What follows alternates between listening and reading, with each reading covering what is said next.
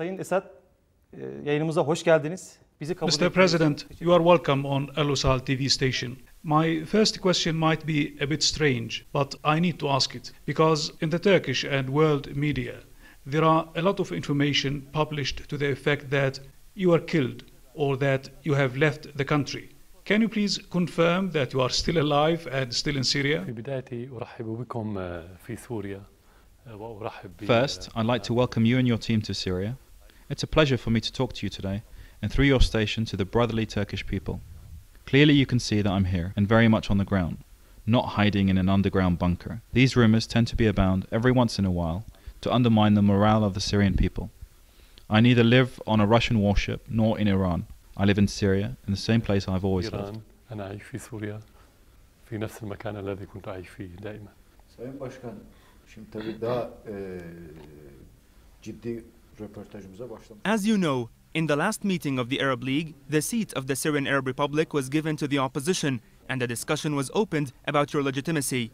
Does that mean that your legitimacy has been withdrawn through this act of giving the seat of the Syrian Arab Republic to the opposition, and the fact that you are no longer represented in the Arab League?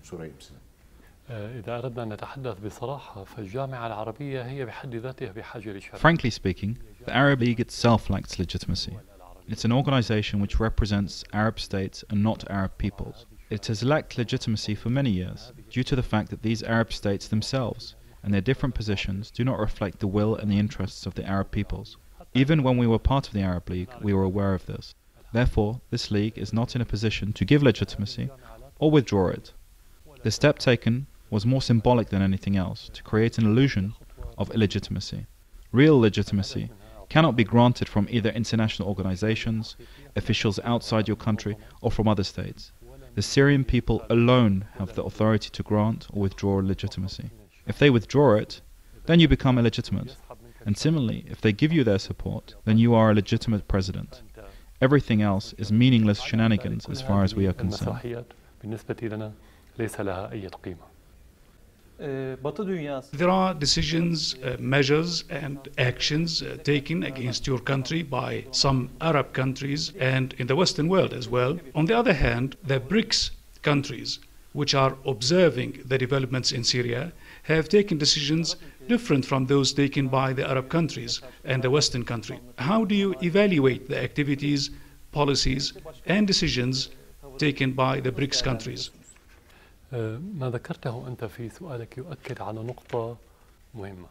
What you mention in your question emphasizes an important point.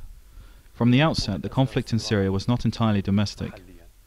There are internal Syrian dynamics at play, but the underlying issues today are more directed towards redrawing the map of the region and the conflicting interests of the great powers. The creation of the BRICS bloc means that the United States will no longer remain the only global power in the world. Today, there are partners whose views and interests cannot be ignored when decisions and actions are taken in the international arena. The BRICS group does not support President Bashar al-Assad or the Syrian state.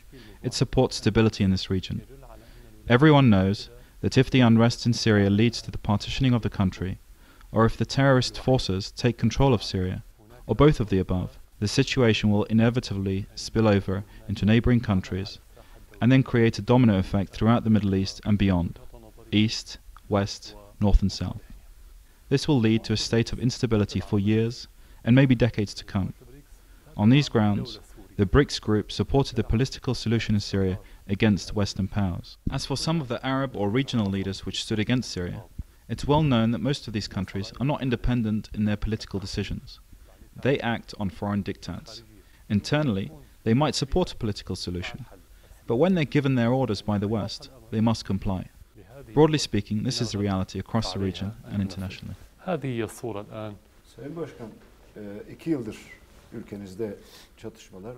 Mr. President, for the past 2 years, we have witnessed conflict in Syria, armed conflict inside Syria. This conflict is supported on the one hand by the United States, France, Turkey and some Gulf countries. These countries say that the people are fighting your regime, and more than 100 countries have stated that you should step down. On that background, are you thinking of stepping down and allowing someone else to replace you? Yönetimi bırakmayı hiç düşünmediniz mi? هذا يعني بحسب مضمون السؤال أن هذا الرئيس Your question implies that a large number of Western states and their allies, including Turkey and a number of Arab countries, are against this president. At the same time, you're implying that his people are also against him. So how does he still remain in office? How can Syria remain steadfast for 2 years? I'm not bothered by foreign countries being against me. I'm a president elected by the Syrian people. We can conclude that for a president to take office or leave office is a national Syrian decision, to be taken only by the Syrian people and not by the states which call for that.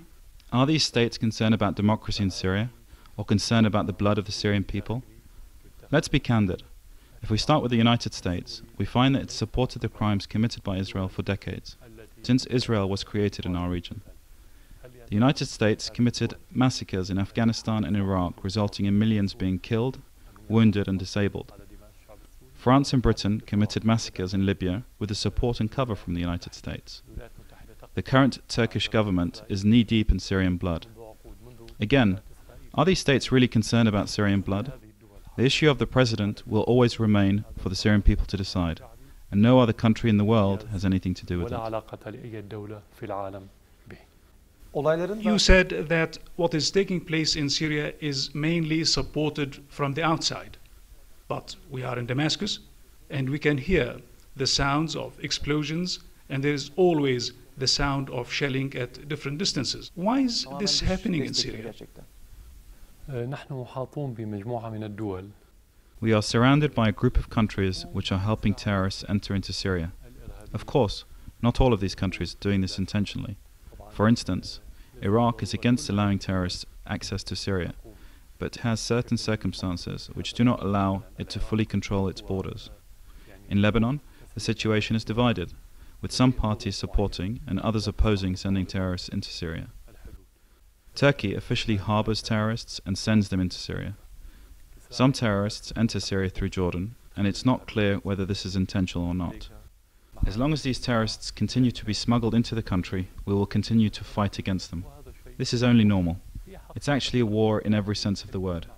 These are not merely separate and dispersed security incidents. Terrorists are entering Syria in their thousands, and maybe in tens of thousands. It's difficult to set a precise figure. So it's quite realistic to hear the sound of battles in many Syrian regions.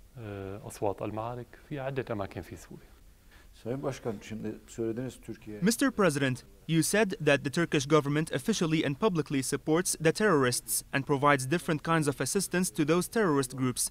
But we know that quite recently you used to enjoy good and friendly relations with Erdogan and the Turkish government.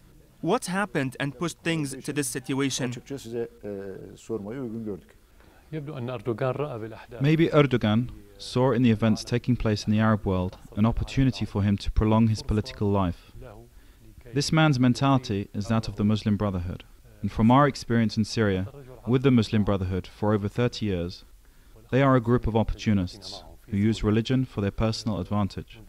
He saw that countries that witnessed revolutions, or coups d'etats, or foreign interventions, brought in groups belonging to the Muslim Brotherhood to power. So he saw in that a great opportunity for him to remain in power in different forms for many years to come. He turned against Syria because he saw a personal opportunity to remain in power. In the beginning, he tried to interfere in internal Syrian affairs. Even before the crisis, Erdogan was more interested in the Muslim Brotherhood than he was in Syrian-Turkish relations, and even more than his interest in Turkey itself. This is the way this person thinks. When these circumstances occurred, he decided to stand by his personal interests and put them before Syrian-Turkish interests. As I said, he tried to interfere in Syrian internal affairs, and later, this Turkish government started to support the terrorists publicly in Syria. They have become deeply involved in the bloodshed in Syria. It's only realistic in this situation for relations to be severed between us. Sayın Erdoğan, when we ask Mr. Erdogan about what happened to the Syrian-Turkish relations, he claims that he was honest with President Bashar al-Assad and offered him proposals about reform. But President al-Assad rejected those proposals. Why didn't you take into account the proposals made to you by Mr. Erdogan? Bunları uygulama gereği duymadınız. Regrettably, Erdogan has never uttered a single truthful word since the crisis in Syria began. None whatsoever. I'm not exaggerating. The proposals he put forward were very general, to the effect that Syrian people should decide who should be president and what type of political system should govern them. I had previously spoken about these proposals in much more depth in many of my addresses. We're currently in the midst of preparing for a national dialogue in which all of the political groups in Syria will meet and decide on the best way forward. No matter how important Erdogan's proposals, they will not be more important than what the Syrian people want. Can there be anything more important than this? Whatever the Syrian people decide will be implemented. There is, however, a simple question that we should ask. If Erdogan claims that he put forward proposals to solve the problems in Syria, then what's the relationship between those proposals and supporting the armed groups? Today, Erdogan is recruiting armed groups with Qatari financing, providing them with weapons, medical equipment, and other logistical support on Turkish territory, and then sending them into Syria. Was this proposal part of those which he presented to me? Or were those proposals a mere facade which he used in order to reach his objectives? He knows that we supported dialogue from day one.